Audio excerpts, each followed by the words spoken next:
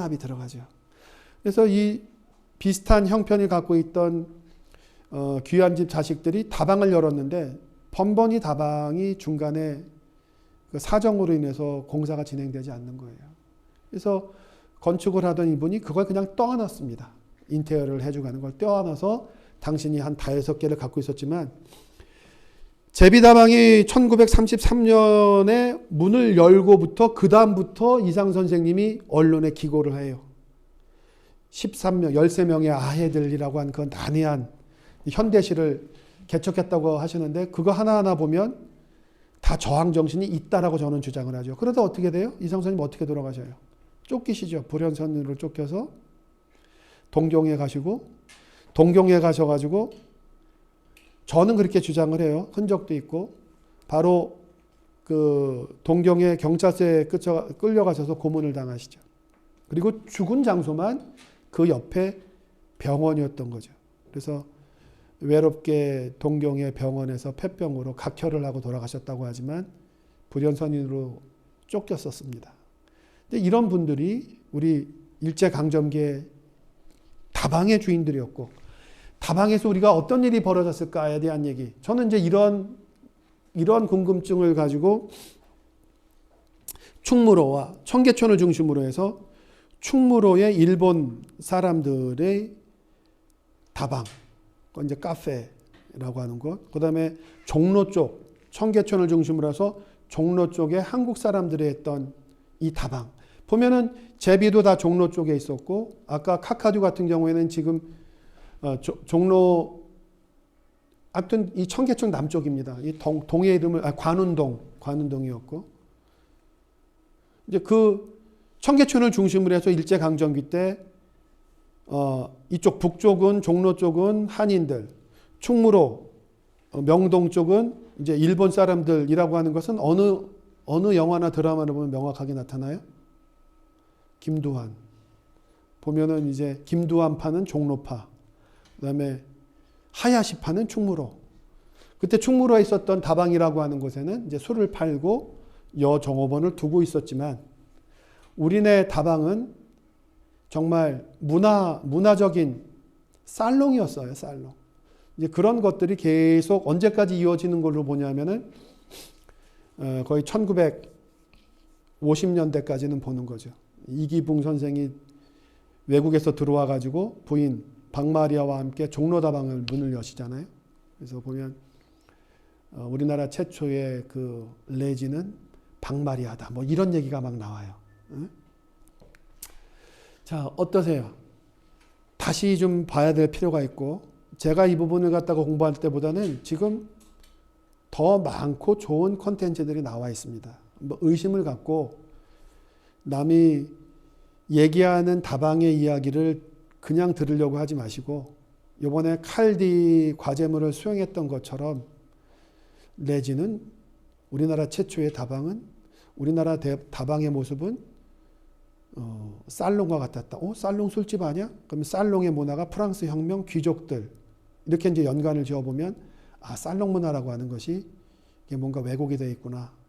우리나라 초창기의 다방은 정말 살롱다운 지성인들의 공간이었구나.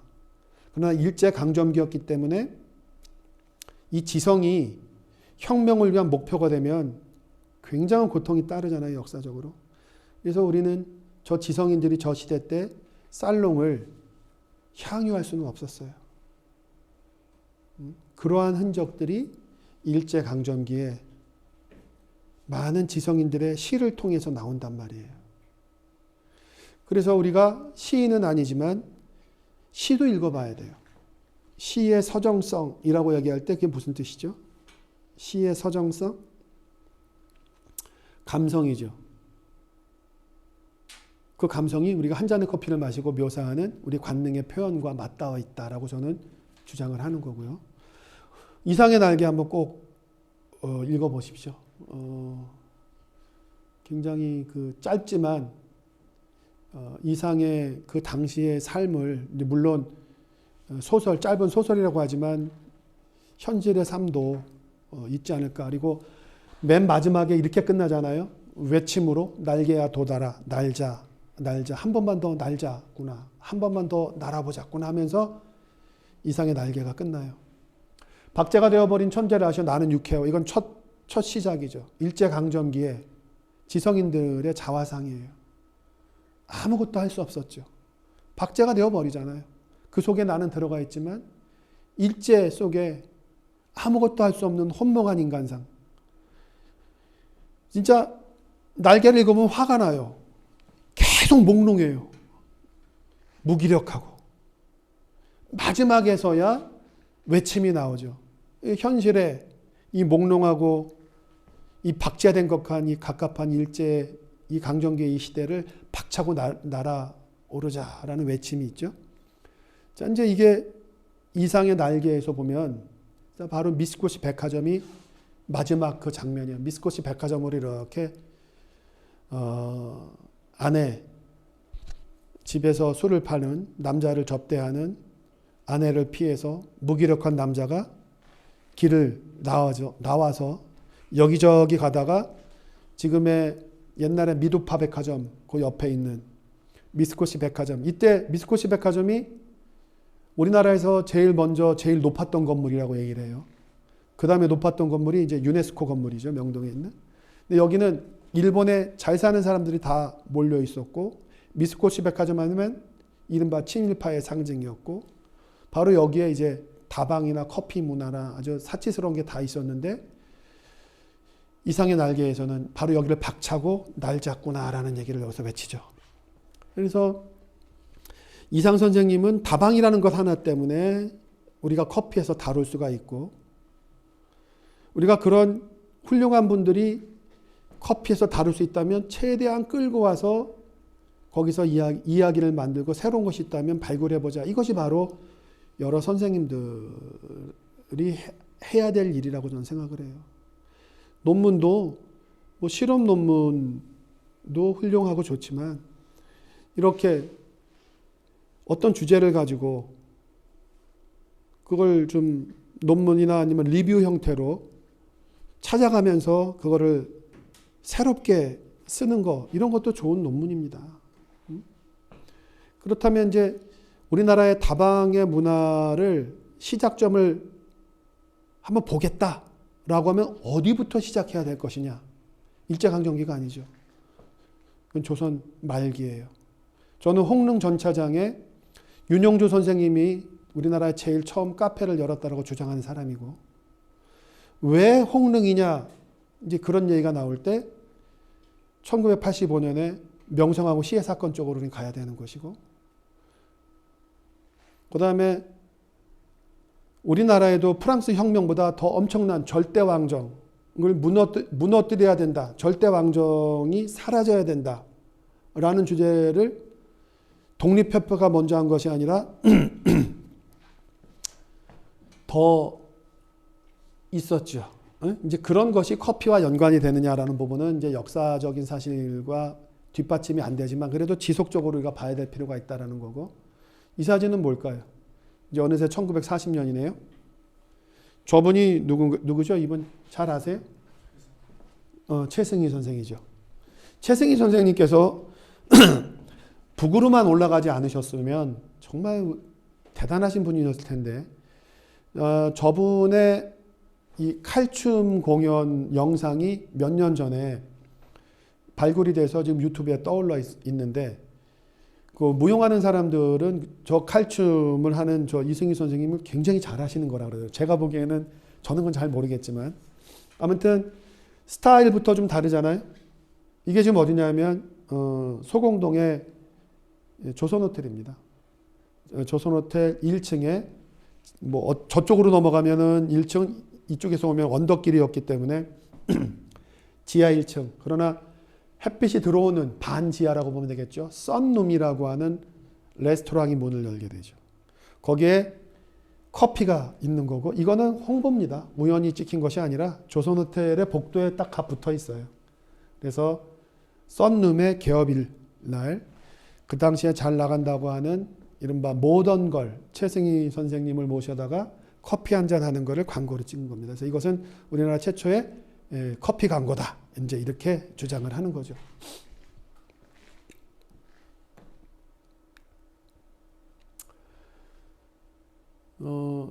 지금은 이제 그렇게 얘기 안 하는 것 같아요. 제가 좀 열심히 써서 그러는지 어떤지 몰라도 우리나라에 인스턴트 커피가 들어온 것이 6.25 때가 아니다라는 거죠. 1945년 8월 15일 오펜하이머 보셨죠? 오펜하이머에 이제 나가사키에 이제 떨어지고 히로시마에 떨어지고 나서 바로 항복을 하게 되고 이제 거기에 우리의 아픈 역사가 사실 있어요. 우리가 또 해방이 됐는지도 모르는 그런 상황에서 일본 사람들이 탈출하기 위한 시간을 막 주고 막 그런 이제 상황에 그 당시에 반일 무슨 청산이 안 된 것이 지금의 영화 건국전쟁 이승만 선생과 막 연결이 되는 이제 거기에 대한 가치 판단은 제가 할 일은 아닌 것 같고 그건 역사학자들이 해야 되고 이제 커피만 바라본다면 적어도 국내에 커피가 들어왔던 시점을 한국 전쟁으로 보는 것은 그건 잘못이다. 해방 공간이다. 그게 뭐가 중요하냐? 중요할 수도 있다. 해방 공간에 이미 한 달 만에 미군이 원산, 인천, 부산으로 해서 거의 한 달 만에 몇 명이 들어와요? 미군이? 7만 명이 들어옵니다. 7만 명이 들어와서 일본 사람들, 일본 군인들 무장 해제를 구실로 7만 명이 들어와요. 그러다가 5년 있다가 한국 전쟁이 터지는 거죠. 이걸 어떻게 해? 아무튼 그 해방 공간 때 해방 공간은 우리가 뭐라 해요? 미군정이라 그래요. 미군정. 그 미군정일 때 우리가 받은 그 처참함은 어디에 나올까요? 영화 뭘 봐야 돼요? 최근에 나온 영화. 국제시장? 그거 말고 조금 더. 마라톤 있죠? 최근에 나왔던 마라톤. 좀 이렇게 기억이 깜빡깜빡해요. 1948년 마라톤. 한번 쳐봐요. 우리 마라톤에 그 우승하셨던 송기정, 남승용. 그분 두 명이 다 나와요. 그리고 나서 보스턴 마라톤에 누구죠?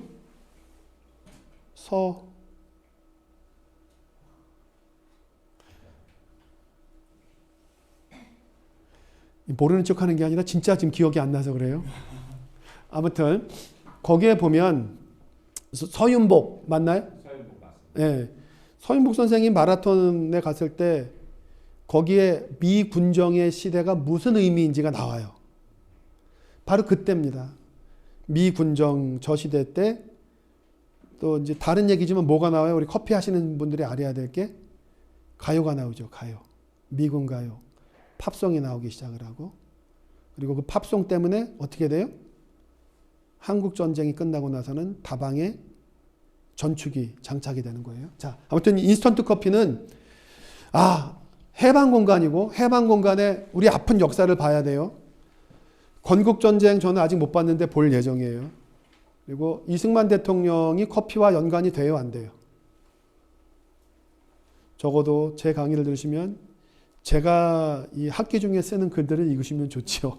제가 이승만과 커피라는 글을 지난주에 세계일보에 게재했으니까 한번 보세요. 이승만 전 대통령 덕분에 그분이 하와이에서 활동한 그 잡지 덕분에 그 당시에 하와이 코나에서 한국인들이 커피 농사를 졌다라는 흔적이 나오죠. 그런 얘기를 우리가 할 수 있으면 좋습니다. 근데 지금 말씀드리는 건 예전부터 있었던 얘기들이 아니에요. 제가 드리는 말씀에 적어도 한 절반 정도는 되도록이면 지금부터 막 이야기를 하고 알아가면 좋겠다라는 얘기를 위주로 하고 있습니다. 그리고 궁금하시면 물어보세요. 그거 언제 나왔던 얘기냐? 아니면 찾아보세요. 그래서 이제 해방 공간에 커피가 양탕국이라는 얘기가 나오죠. 양탕국은 뭐예요? 이렇게 집중력이 없으면 양탕국도 과제 한번 나갑니다. 양탕국은 서양의 탕국이라고 하는 거죠. 이제 서양의 탕국인데 탕과 국은 같아요, 달라요? 다르죠. 쓰임이. 그러면 양탕국에 대한 해석이 커피하는 사람들 입장에서는 그거를 바꿔줘야 되죠. 우리는 양탕국 그러면은 마치 서양의 탕국, 근데 탕이 붙었다는 얘기는 뭐죠? 달였다는 얘기거든요. 이 커피를 저 시기에는 탕약을 끓이듯 달였다라는 뜻이죠. 그러니까 양탕국의 탕은 한약재를 달이돼서 온 거지 밋밋한 국물을 먹는 밥그릇의 숭늉과 같은 것은 아니라는 거죠.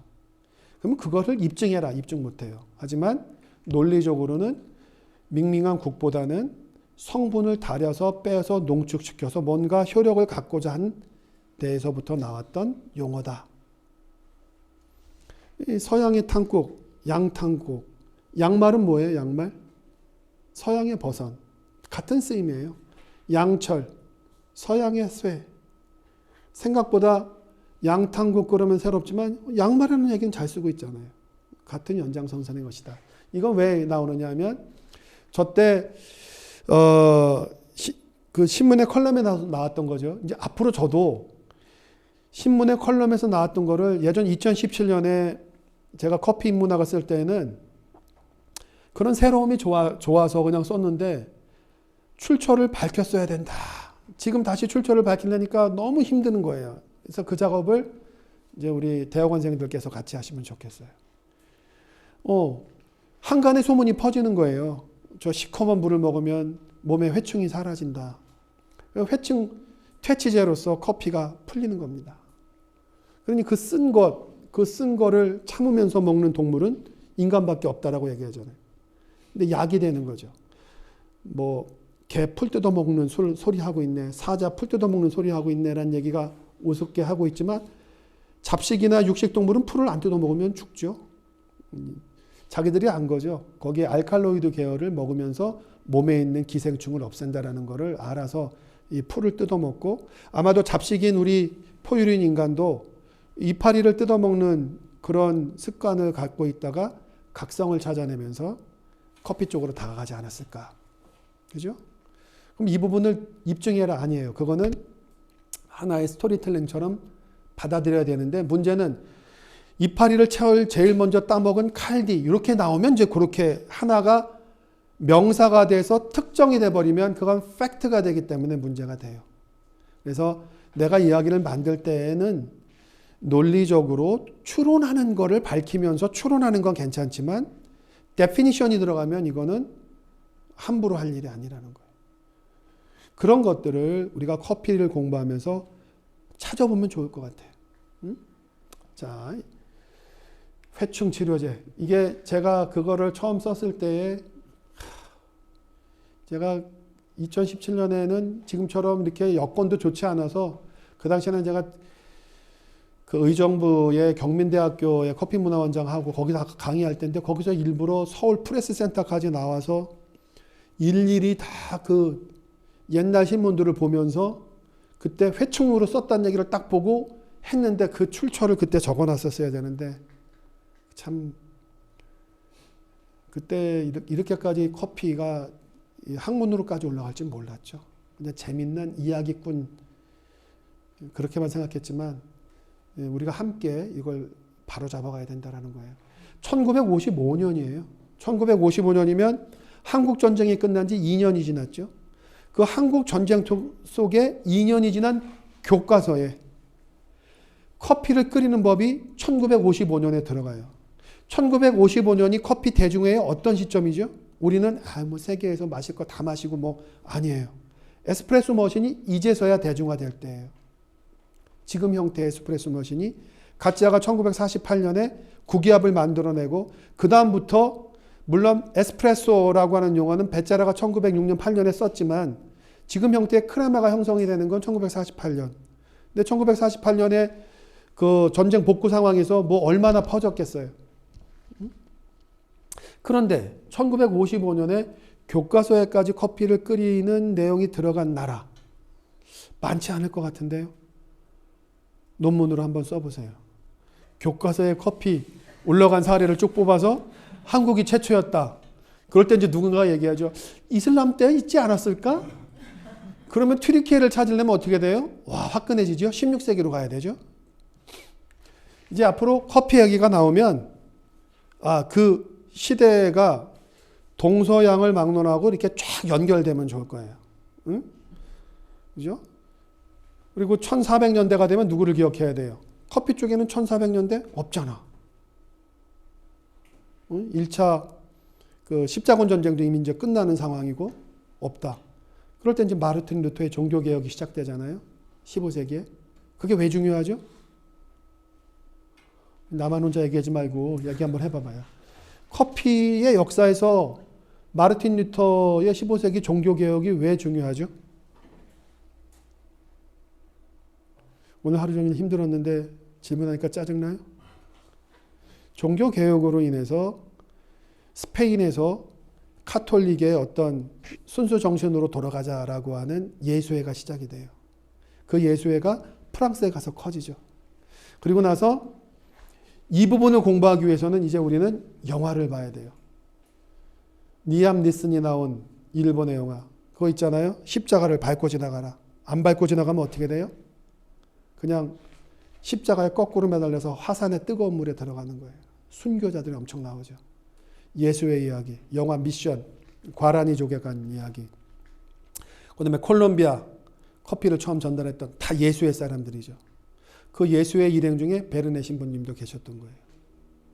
그러니 예수회의 탄생은 전 세계의 커피 확산에 굉장히 중요하죠. 그 얘기 처음 듣는데 아니에요. 우리는 이미 프렌치 미션이라는 얘기를 알아요. 부르봉, 버번 커피가 나올 때 레이니옹 섬에서 거기서 커피를 가져가고 탄자니아 들어갔던 바로 프렌치 미션, 프랑스 예수회가 커피를 들고 아프리카에 들어가서 선교를 하게 되고 그것이 커피의 확산 루트가 된다는 거. 그래서 우리가 공부를 한다고 할 때 예수회의 탄생 배경, 순수한 천주교의 그 고난, 예수를 닮은 삶을 살자. 그게 우리나라 한국커피의 시작이 되는 거고, 그 바로 예수회의 그 정신이 교황청에서는 그 예수회가 너무 급진적이라 해서 인정을 안 했지만 나중에 그걸 인정하게 되고, 그러면서 그 예수회가 교육 쪽에 신경을 많이 쓰잖아요. 그래서 우리나라로 와갖고 서강대학을 만들죠, 예수회가. 그런 얘기들까지도 함께 복합적으로 알면서 커피 이야기를 할 때 이거 내가 떠온 거 맞죠?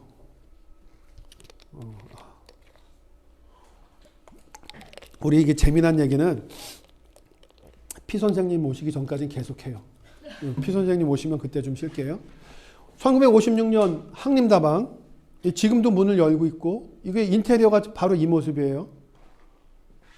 여기 저 같아요. 누구한테 찍어달라 그랬죠? 아무튼. 지금 한번 가보세요. 2층에 있는데, 1956년에 문을 연 항림다방이 아직까지 있고, 이게 이제 LP판이죠. 자, 이 LP판을 가지고 이야기가 시작되는 거예요. 야, 왜, 어떻게? 다방에, 아까 본 그 지성의 공간, 톨스토이의 회고전, 막 이런 것이 열리던 공간이 어떻게든 대중화 공간으로 바뀌었을까? 일제강점기 때, 거기서 해방이 되면서 이제 확 바뀌죠. 해방 공간에 미군이 들어와서 팝송을 막 알려주게 되고, 그러다가 6.25가 한국전쟁이 터지죠. 한국전쟁이 터졌을 때 지금처럼, 지금 뭐 전쟁 중에는 인터넷 쓸 수도 없지만 어디로 가야 될지, 어떻게 해야 될지 모든 국민들이 어디에 집중해요? 라디오에 집중하죠. 야, 한국전쟁 1950년에 라디오가 있었을까? 한 20만 대 있었다고 얘기를 해요. 20만 대를 들고 피난민들이 다 라디오만 들으면서 막 주파수를 맞추면서 막 듣고 있는데 가끔 AFKN에서 가끔 쉴 때 노래가 나오는 거예요. 굉장히 멋진 노래. 많은 젊은이들이 열광하죠. 그 지지직 하는 소리 속에서도 옛날 우리나라의 가장 그래도 진일보했던 음악이 뭔가요? 이난영 선생님의 목포의 눈물, 이난영 선생님이 불렀던 다방의 푸른 꿈. 그게 우리나라 최초의 블루스 곡이잖아요. 그게 이제 우리 커피의 역사에도 이야기가 나와요. 응? 자, 이제 전쟁이 끝났어요. 전쟁이 끝나고 나서 사람들이 젊은이들을 중심으로 해서 그 음악을 듣고자 하는데 AFKN에서 들어오는 음질보다는 다방으로 몰리기 시작하죠. 이 다방에서 요구를 하는 거예요. 그래서 다방엔 전쟁이 끝난 1953년부터 60년대 초반까지는 모두 다 전축을 갖다 놔요. 그래서 젊은 사람들이 팝송을 듣기 위해서 가는 공간이 되는 거예요. 이제 지성인들은, 문학가들과 예술가들은 부산에 있었던 밀다운의, 김동리 선생님의 밀다운의 시대를 끝으로 해서 문학은 이제 거기에서 다방을, 자리를 내어주고, 한국전쟁이 끝나고 나서 다방의 주인공은 두 개로 나뉘죠. 뭐예요? 하나는 비즈니스, 소상공인들. 이것이 바로 명동을 중심으로 한 다방. 그 다음에 젊은이들의 다방이 바로 지금의 대학로, 동숭동, 서울대 물리대, 정문 옆에 있는 것이죠. 왜 한국전쟁이 끝나고 나서 소상공인의, 다방의 주인공이 소상공인으로 바뀌었느냐? 참 묘해요. 제 얘기 중에 여기에 슬라이드로 묘사되지 않는 건 선생님들 강의에 쓰시라는 거예요. 제가 그것까지 다 써버리면 안 되잖아요. 부산에서 서울로 올라와 봤더니 멀쩡하게 그 서울을 쏟아부은 폭탄 속에서도 멀쩡하게 살아남았던 건물이 뭐죠? 명동성당이에요. 그리고 명동성당 거기 밑으로 내려오면 옛날에 국립극장 시공간이 있었고, 거기가 희한하게도 두 군데가 폭탄을 좀 피해갔어요. 폭발을. 굉장히 기다렸어요. 오셔요. 자, 그래서 다시 서울로 올라와서 복구 작업을 했던 사람들이 모두 다 명동으로 몰립니다. 명동에 몰려서 시공강을 중심으로 해서 반경 200m 안에 있던 다방이 100개가 넘어요. 왜냐하면 전화 때문에 그래요. 전화. 이제 비즈니스를 해야 되는데 연락처가 없잖아요. 어디서 강의했더니 휴대폰 차면 되지 않냐 그래서, 야, 그게 말이 되냐? 아우, 썰렁하네. 이런 반응, 좀 던지면 반응을 좀 해줘야 되는데 오직 그냥 농담하지 마, 그냥 지식만 얘기해줘, 이런 분위기예요. 그래서 김 사장님 그러면은 한 10명이 쏟아져 나왔다 이런 얘기를 하잖아요. 이제 거기에서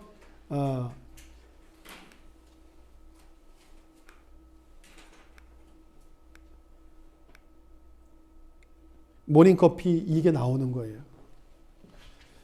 누군가가 아침부터 연락을 기다려요. 전화번호는 다방의 전화를 알려줬고, 근데 이 전화를 기다려야 되는데 새벽부터 다방에 가요. 그래서 옛날에는 새벽부터 다방문을 열었어요.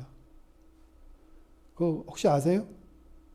고개를 끄덕이시면 연식이 들통나는 건데, 이제 한 3시, 5시, 6시부터 다방문을 열죠. 그럼 아침부터 여기 들어가가지고 매상은 올려줘야겠으니까 커피를 시키고, 빈속이죠. 가난한 시절.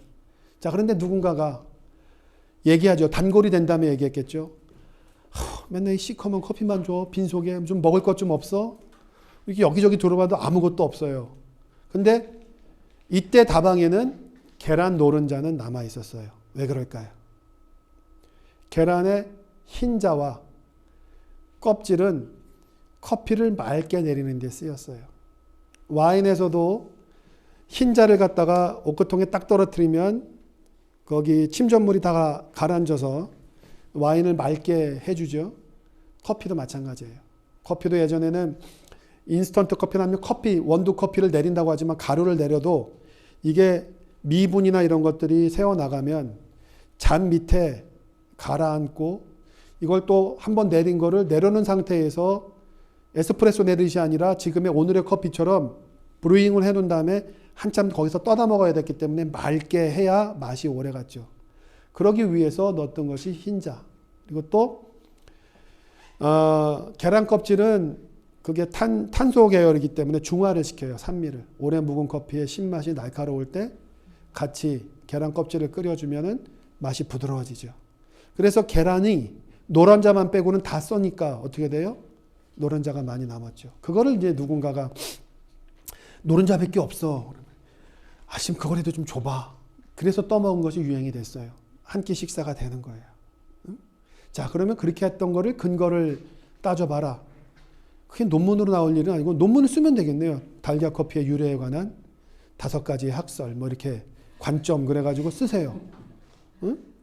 또 다른 이야기들도 있잖아요.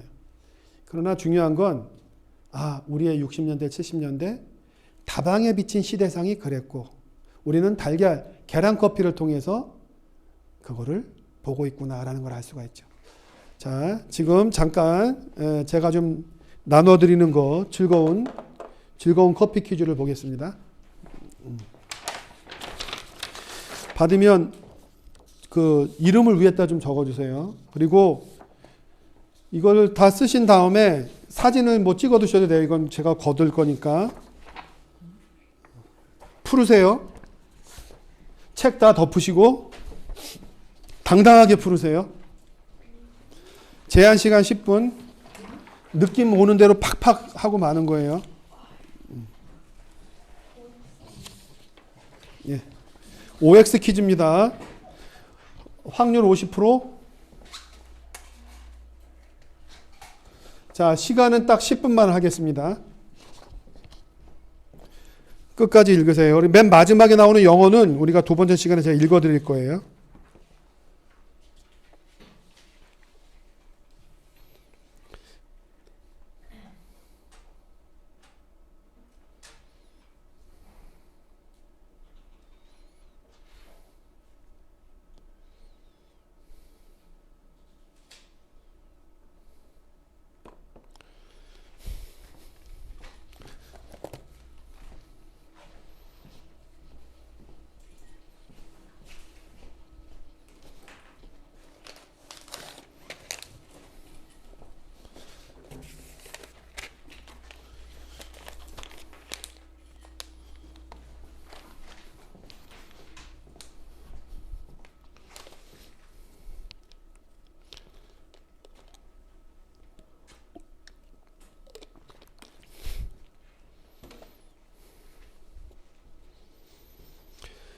다시 반드시 이름을 써놓으세요, 위에. 눈치채셨겠지만 여러분들의 백그라운드를 한번 보려고 하는 거예요.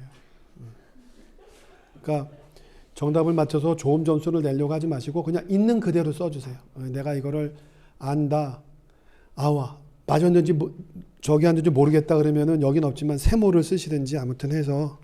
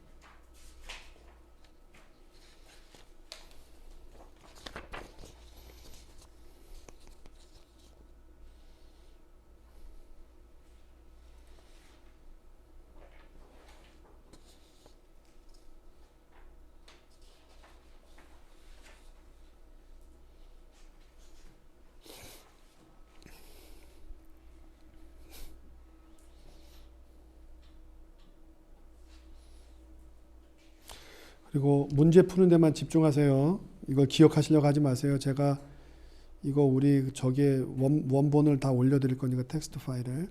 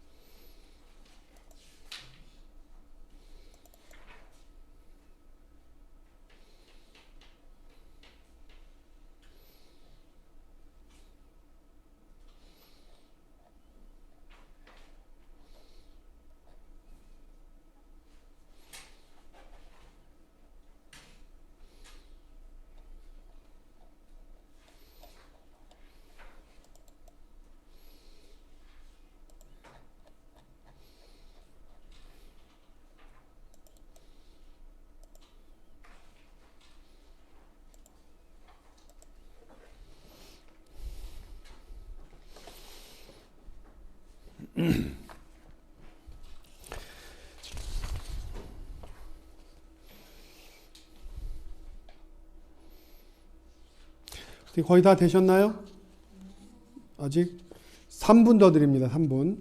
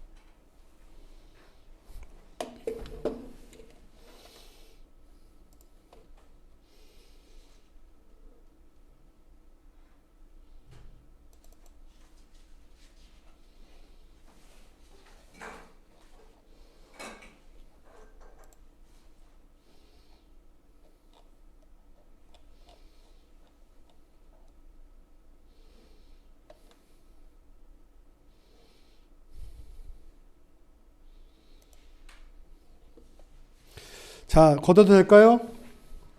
자유를 얻으세요. 자, 한 번씩 다 하셨으면 주시고, 위에 이름 쓰셨죠? 내신 분은 화장실 좀 쉬시죠? 5분 있다 뵙겠습니다. 또 제출하실 분?